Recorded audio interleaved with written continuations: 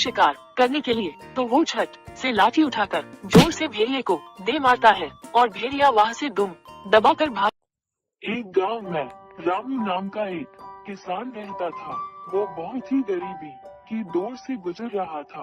वो एक दिन घर में बैठा हुआ था, तभी उसकी पत्नी उसके पास आई और बोली,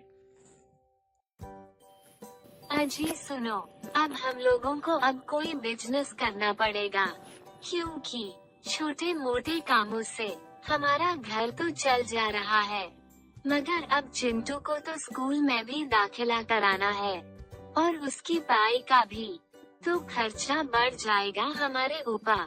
तभी तो हमारा चिंटू पढ़ लिख कर कोई बड़ा अफसर बनेगा।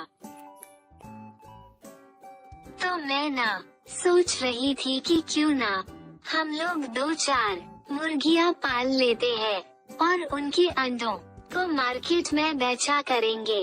उससे हमारी थोड़ी बहुत तो एक्स्ट्रा इनकम हो ही जाएगी।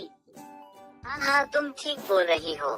चिंटू की माँ मैं कल ही जाकर बाजार से 5-7 मुर्गियाँ ले आता हूँ। रामू बाजार जाकर मुर्गियाँ ले आता है।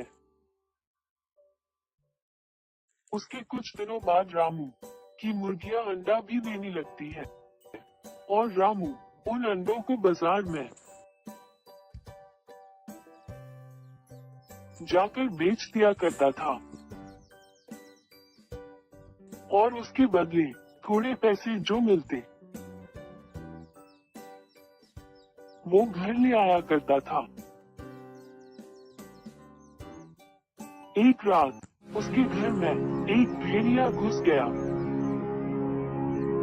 और वो उसकी एक मुर्गी का शिकार करके वो अपने साथ ले गया।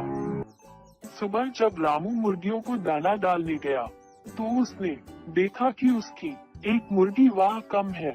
वो इधर उधर ढूंढा, उसे मुर्गी नहीं मिली तो वो अपनी पत्नी को बुलाता है और उसने उससे बोला, अरे ओ चिंटू की माँ, जरा यहाँ तो आओ। उसकी बीवी आती है और वो बोलता है, अरे देखो तो, हमारी एक मुर्गी नहीं मिल रही है, तुमने देखा क्या?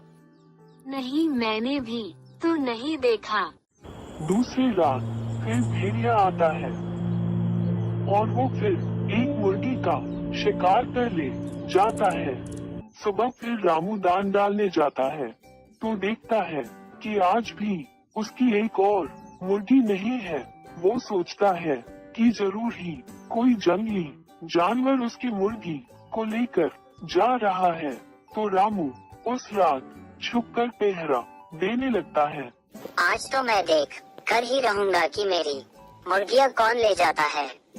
और जैसे ही भेड़िया आता है मुर्गी का शिकार करने के लिए, तो वो छत से लाठी उठाकर जोर से भेड़िए को दे मारता है और भेड़िया वहाँ से दुम दबाकर भाग जाता है और मार खाने के कारण वो दोबारा कभी और वापस नहीं आता है।